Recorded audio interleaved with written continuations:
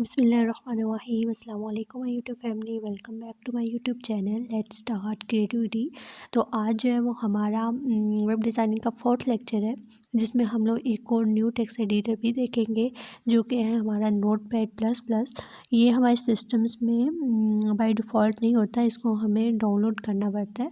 तो उसके लिए हम लोग कोई भी अपना ब्राउज़र ओपन कर लेंगे। मैंने गूगल ओपन किया है, इसमें जाके अब हम लोग लिखेंगे notepad plus plus. Notepad plus plus लिखा तो नीचे हमारा आ गया नोटपैड प्लस प्लस डाउनलोड। उसके ऊपर हम लोग क्लिक करेंगे और फर्स्ट पे जो लिखा हुआ है डाउनलोड नोटपैड प्लस प्लस, इसको ओपन करेंगे।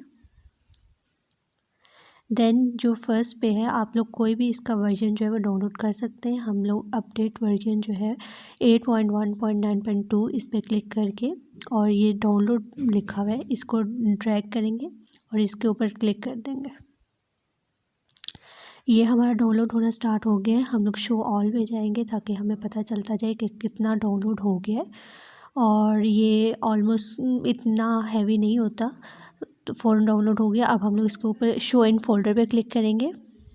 शो इन फोल्डर पे क्लिक किया तो हमारा डाउनलोड वाला फ़ोल्डर ओपन हो जाएगा जहाँ पे ये लाइक वो हो गया है। अब इसको हम लोग ओपन करेंगे डबल क्लिक करके इसको इंस्टॉल करने के लिए। इसको डबल क्लिक किया, हमारा ये ओपन हो गया। हम लोगों ने लैंग्वेज इंग्लिश सेट की, okay next, I agree, next next, install पर क्लिक किया। अब ये इंस्टॉल हो जाएगा और यहाँ पे आके हम लोग फिनिश पे क्लिक कर देंगे। ये हमारा फिनिश हो गया और ये हमारा इंस्टॉल हो गया और ओपन भी हो गया। अब ये बाय डिफ़ॉल्ट हमारे पास सारी चीज़ें होती हैं। नोटपैड प्लस प्लस जो है एडवांस होता है, इसमें कुछ चीज़ें जो है एडवांस में होती हैं नोटपैड के मुकाबले में, ठीक है। तो अब हम लोग इसमें न्यू फाइल सेव करेंगे, फाइल सेव एज, और वेब डिज़ाइनिंग में जाके डेस्कटॉप पे जाके वेब डिज़ाइनिंग में जाके HTML के फोल्डर में जाके और यहाँ पे हम लोग लिख लेते हैं इसको form.html। इसका नाम जो है अपनी फ़ाइल का form.html, और नीचे जो है वो हमारी टाइप कौन सी होगी, hyper text markup language file. इसको हम लोगों ने सिलेक्ट कर दिया और फिर सिलेक्ट करके सेव कर लिया। ये हमारा सेव हो गया है। अब हम लोगों ने क्या करना है, आज जो है वो हम लोगों ने फॉर्म बनाना है कि हम लोग अपनी वेबसाइट में फॉर्म कैसे ऐड कर सकते हैं। तो पहले हम लोग स्टार्टिंग में वही बेसिक चीज़ें लिखेंगे। HTML टैग स्टार्ट किया, HTML टैग क्लोज़ किया। इसमें नोटपैड प्लस प्लस में आप देख रहे हैं आप लोग न्यू फीचर ये है कि आप जैसे ही कोई टैग ओपन करते हैं और उसमें लिखना स्टार्ट करते हैं तो हमारे पास ड्रॉप डाउन में कुछ ऑप्शंस शो होना शुरू हो जाते हैं जो उससे रेलिवेंट होता है। तो जैसे आपको वो ऑप्शन नज़र आए आपने एंटर प्रेस करना है तो वो पूरे का पूरा टैग जो है वो बाय डिफ़ॉल्ट खुद ब खुद एंटर हो जाएगा।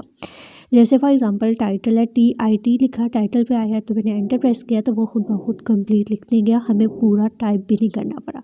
इसमें ये होता है कि लाइक जब हम लोग बड़े बड़े कोड्स लिखते हैं तो उसमें हमारा टाइम जो है वो सेव हो जाता है। तो हेड और फिर हम लोगों ने टाइटल पे जाना है, टाइटल का टैग ओपन किया और टाइटल जैसे ही लिखा वो आ गया, एंटर प्रेस कर दिया।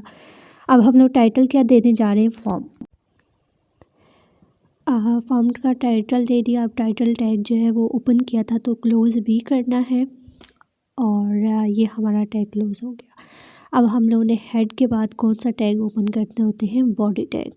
तो बॉडी टैग में जैसे ही हम लोग टैग ओपन करके B लिखेंगे, O लिखेंगे तो बॉडी टैग के ऊपर चला जाएगा, एंटर प्रेस किया तो वो हो गया। इससे ये क्या होता है कि हमारा काम जो है जल्दी में हो जाता है। और आपने देखा होगा कि हमारा जो सिंपल नोटपैड होता है उसमें एक ही कलर में सारा टेक्स्ट होता है, ब्लैक कलर में, जिससे हमें आइडिया नहीं होता कौन सी चीज़ क्या है। यहाँ पे देखें टैग का कलर जो है जितने भी टैग्स हैं उनका कलर डिफरेंट है। उसके बाद जिसमें जो डेटा हम लोगों ने एंटर करना है वो हमारा ब्लैक कलर आ गया है।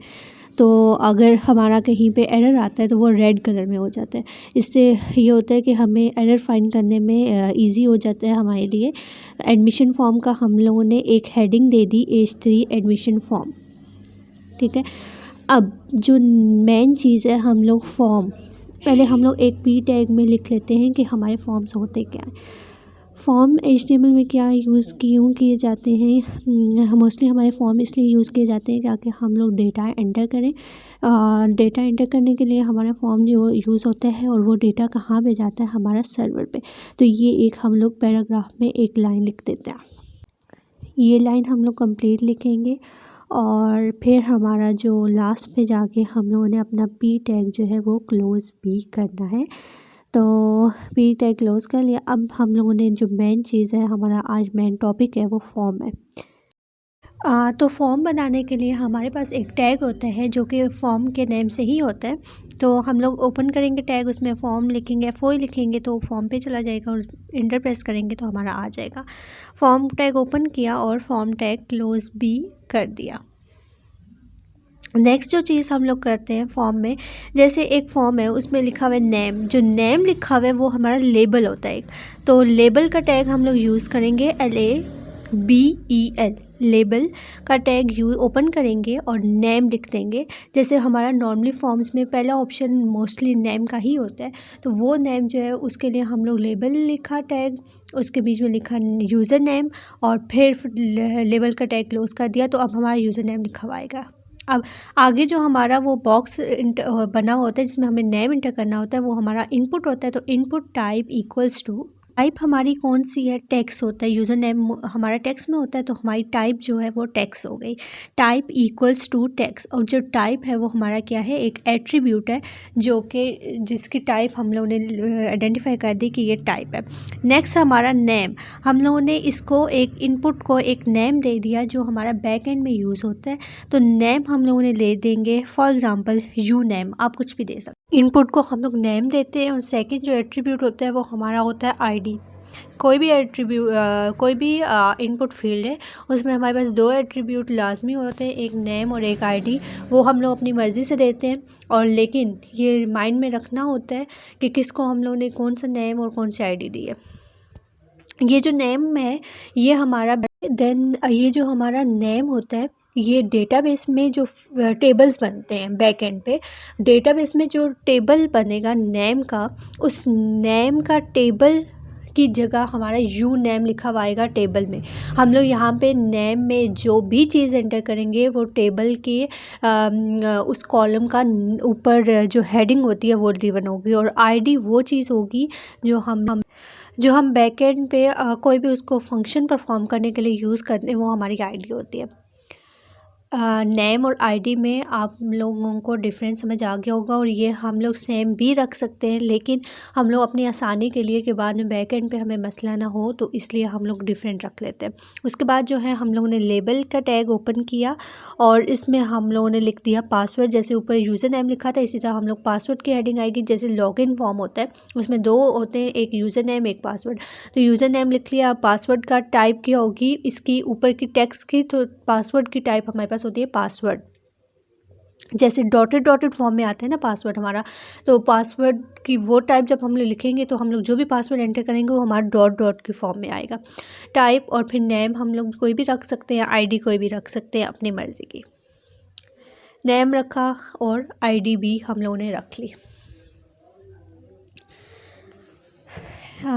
आईडी हम लोगों ने रखी PS वर्ड, शॉर्ट फॉर्म उसकी रख ली पासवर्ड की। हम लोग पूरा पासवर्ड भी रख सकते। अब अगर हम लोग इसी तरह इसको सेव करके रन करेंगे तो हमारा ये सब कुछ एक ही लाइन में आ जाएगा, क्योंकि हम लोगों ने ब्रेक स्टेटमेंट कहीं पे भी नहीं लगाई।